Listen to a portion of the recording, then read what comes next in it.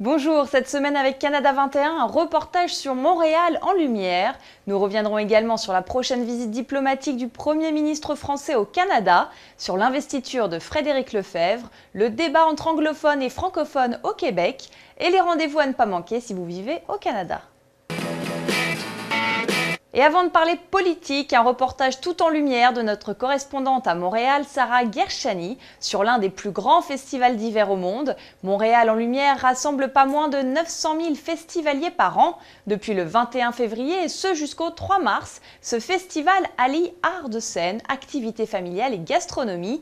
Et pour sa 14e édition, plusieurs artistes français sont dans la programmation. C'est ça, essayez d'être tous à la même hauteur.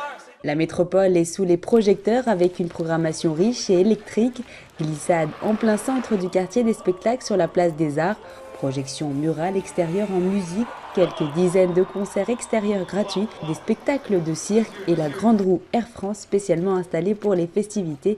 Ce sont quelques-unes des 180 activités à découvrir durant cette 14e édition. Et pour une majorité, elles sont gratuites. Le festival Montréal en lumière offre aussi des dégustations sur place, ainsi que des boissons dans les bars sous les dômes translucides. Plusieurs concerts en salle payants sont également au programme. Et parmi ces spectacles, des Français sont bien présents, notamment le chouchou du public québécois, le chanteur français M, de son vrai nom Mathieu Chédid, qui en a mis plein la vue et les oreilles le 21 et 22 février dernier sur la scène du Métropolis à Montréal. Venu défendre son plus récent opus, c'est après un peu plus de 3 ans d'absence qu'il revient et en forme.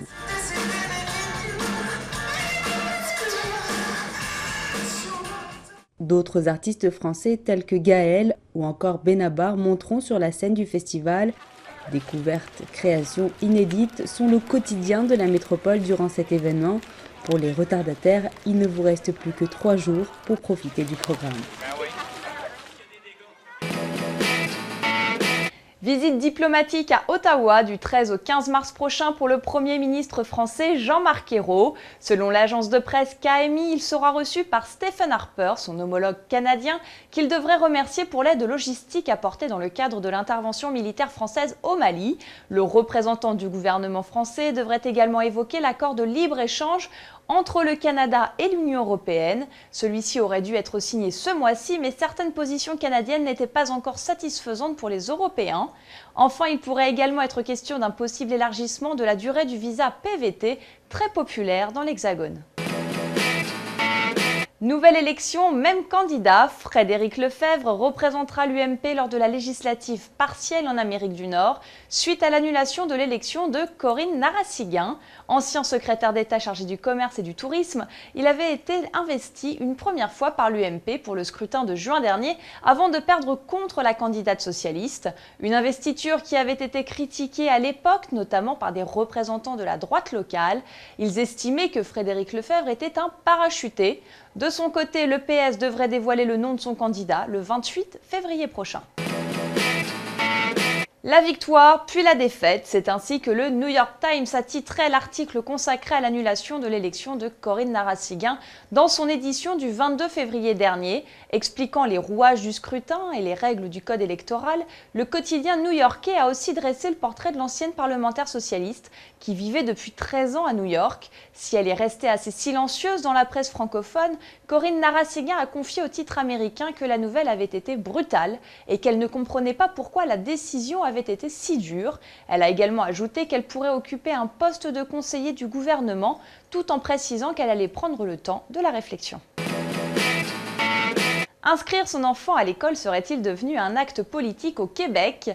Oui, si on en croit un récent sondage publié par CBS News lundi dernier, seulement 39% des participants, contre 45%, considèrent qu'il est mieux pour leurs bambins de suivre leur scolarité dans une école francophone afin d'être capables de parler très tôt les 2 langues et d'augmenter ainsi leurs chances de travailler plus tard dans la belle province. D'autres, en revanche, préfèrent les établissements anglophones, non pas en se basant sur la qualité de l'enseignement proposé, mais de peur que leur choix ne soit perçu comme une déloyauté par les groupes de défense de langue anglaise.